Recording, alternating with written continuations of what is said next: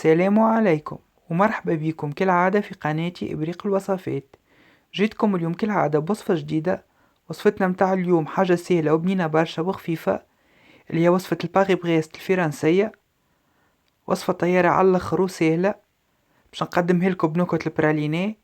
وبالطبيعة كان تحبوا تشوفوا المكونات متاعها وطريقة التحضير، من غير ما نوصيكم كالعادة تتبعوا الفيديو للاخر. اول حاجه باش نحضروا الباتاشو. عندنا 80 غرام تاع فرينه، عندنا 120 غرام تاع ماء، عندنا 3 عظمات، عندنا كيف 50 غرام تاع زيت، وعندنا رشه ملح ورشه سكر. بديت اول حاجه حطيت الماء على النار، حطيت معاه كيف الزيت باش نحط الملح والسكر، رشه ملح ورشه سكر، نحطهم حتى يوصلوا درجه الغليان. كيف يوصل درجه الغليان نضيف لهم الفرينه. وفي المرحله هذيك كيف ضفت لها فرينه راني سكرت عليهم النار، نخلطهم هكاكا معناها والنار طافيه، ومن بعد كيف تحصلنا على كتله متاع عجينه نكملوا نحلوا عليها النار كما قاعدين تشاهدوا في الفيديو. ومن بعد رجعتها معناها على النار، حليت لها النار ونقعد نخلط فيها حتى ما عادش تلصق في الجوانب تاعت الكسرون هذيك بالشكل هذاك. هكا كيفاش توا هذيك سي بون، الباتاشو متاعنا حاضره هكا كيفاش. طب باش نحطها في اسمه في بول ولا في حاجه باش تبرد لي، باش نفرغها في البول هذيك باش تبرد لي مليح. نوزعها غادي على الجنبات متاع البول باش تبرد لي فيسع معناها الباتاشو، ما تاخذليش برشا وقت. وهيك سايم بعد ما بردت باش نعملها ركضه بالباتور بالشكل هذاك. ومن بعد باش نبدا نضيف بالعظمه بالعظمه، ما نضيفهمش العظمات باش معناها الكل فرد ضرب.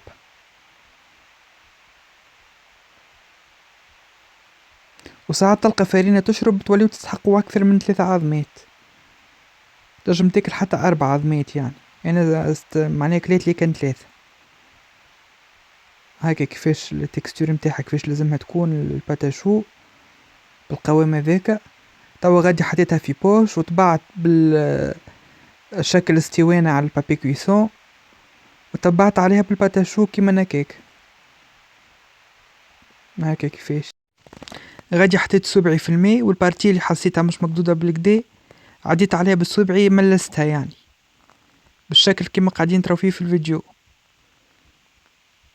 باش تجيني من بعد الفينيسيون متاعها مزيانة كعبة الباغي بريست.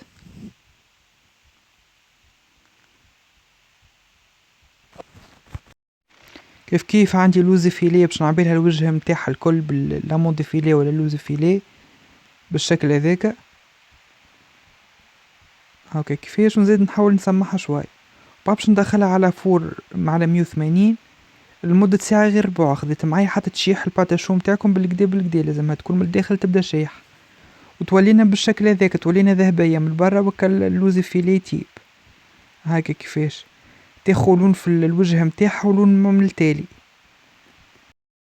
وطاب باش نحضروا الكريمه اللي باش نعبيو بها الباري بريست نتاعنا. عندنا 100 غرام سكر، 50 مليلتر حليب، 100 غرام براليني، عندنا كفيف 150 غرام زبده بدرجه حراره الغرفه، 300 مليلتر حليب، و80 غرام فرينه. هذوما هما كل المكونات. نجموا تخدموها في عوض الفرينه تعوضوها بالنشا، تخدموها في كيما الكريم باتيسيري يعني. انا خدمتها كيما العصيد البفري، ومن بعد ضفت لها الزبده خففتها بالزبده. اول حاجه غادي حطيت الحليب والبات نتاع البراليني كيف باش نخلط غادي السكر والفرينه 100 غرام سكر و80 غرام تاع الفرينه باش نضيف لهم 50 مليلتر ماء ونخلطهم بالكدا حتى الفرينه تتحل مع الماء والسكر وكل بالشكل هذاك. ومن بعد ما يغلي الحليب نكمل نضيفهم له يعني، ونخلط حتى اليعقاد. غادي صبيت العصيدة ولا الكريمة متاعي في البول هذيك باش تبرد، ومن بعد ما بردت باش نركضها شوية بالباتور بالطريقة هذيك. لازمها تبرد مليح تولي في درجة حرارة الغرفة يعني. انا الحق ما دخلتهاش في الفريجيدير ولا الكونجيلاتور، خليتها بردت في عقلها البر، نعملها ركبة باهية باش تعود تولي لي سمعان العصيدة هكا كيفاش. ومن بعد باش نضيف لها 150 جرام تاع الزبدة، تكون بالطبيعة في درجة حرارة الغرفة، ونكمل نخلط.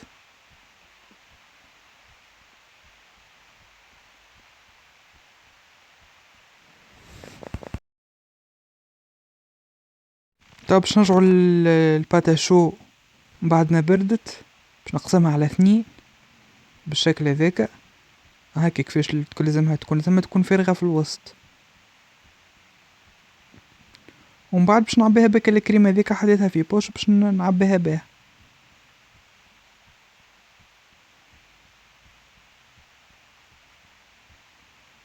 بالشكل هذاك.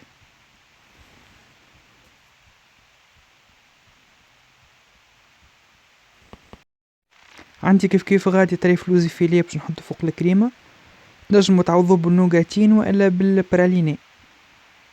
براليني تعملوها من الفوق كانها معناها كريمة تارتيني، زاد تعجيكم بنة مش نورمال هكا. وبعد باش نرجع عليها البقية متاع الباتاشو نسكرو بيه.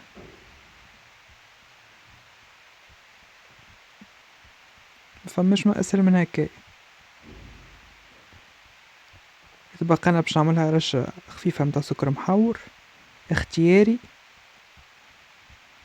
هذايا منظرها الاخراني هكا كيفاش. غادي كملت قصيت معكم موسو باش تشوفوا من الداخل كيفاش يجي، ما نحكي لكمش على البنة وعلى الخفة متاعو هكا. هاو لهنا يكون نهاية الفيديو. ان شاء الله عجبتكم الوصفة متاع اليوم ونلت رضاكم، وبالطبيعة كان عجبتكم متنسوش تقدوا جيم من الفيديو والاشتراك في القناة كان اول مرة تزوروا القناة متاعي. وبسلامة، نتقابلوا ان شاء الله في وصفة اخرى.